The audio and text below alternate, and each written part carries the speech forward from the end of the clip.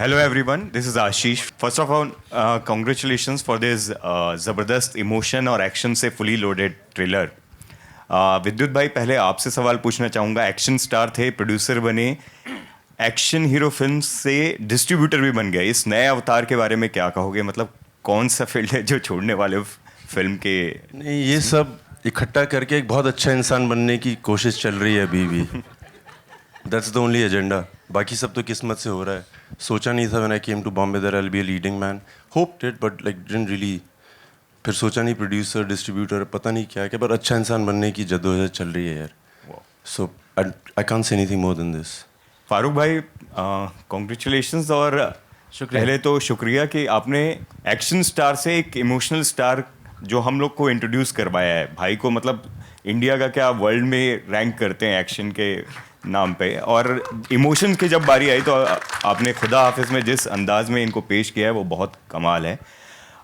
ये जो बॉन्ड है आपका पहली फिल्म से और अब ये दूसरी फ्रेंचाइज जब आ रही है, मतलब बॉलीवुड में बड़े बड़े स्टार्स और डायरेक्टर्स का जो डुओ होता है, जो हिट डुओ होता है, वो एक आपको अब उस लीग में आप लोग आ गए हैं. दोनों से पूछना चाहूँगा इसके बारे में आप क्या कहते हो, इस बॉन्ड के बारे में?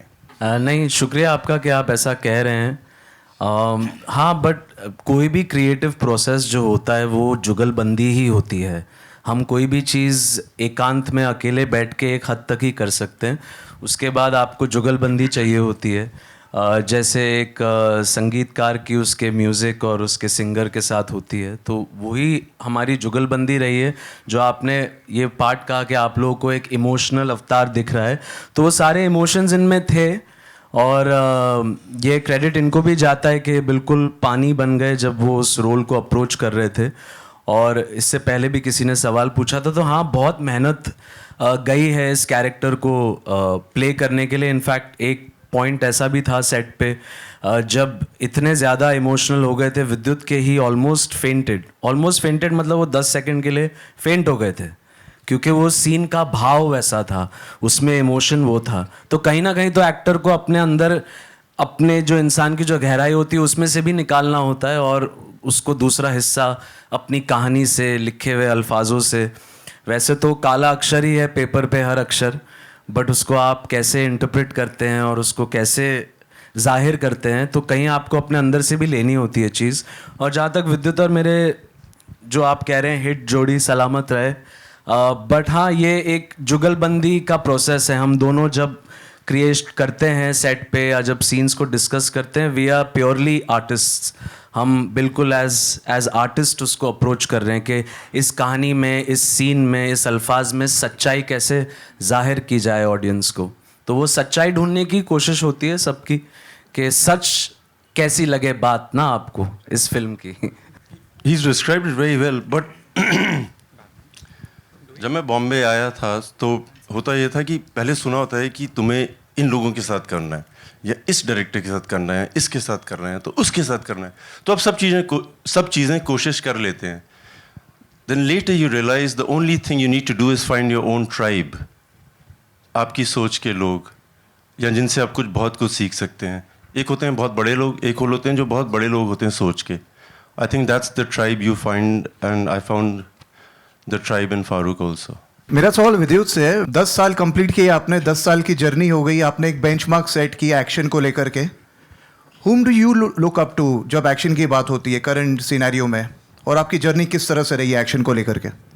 अगर इस बात को एरोगेंट ना समझें और समझें मैं क्या बोल रहा हूँ, एक समय होता है कि अब you look up to people, you want to be like this, that, and then there is a time when people are looking up to you and you feel responsible.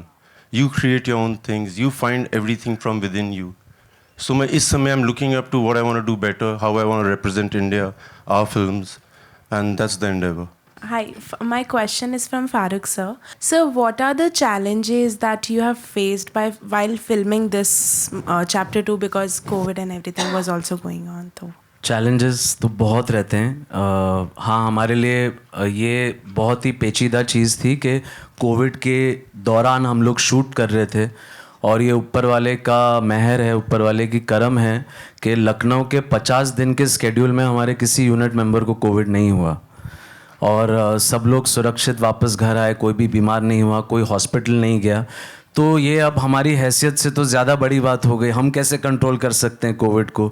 तो कहीं मुझे, विद्युत को, हम सबको हमने बातें की हैं इस बारे में, शिवालिका, हम सब ने बातें की हैं कि ये जेन्युइनली ऊपर वाले का करम है कि हम सब सही सलामत वो शूट को कंप्लीट कर पाए।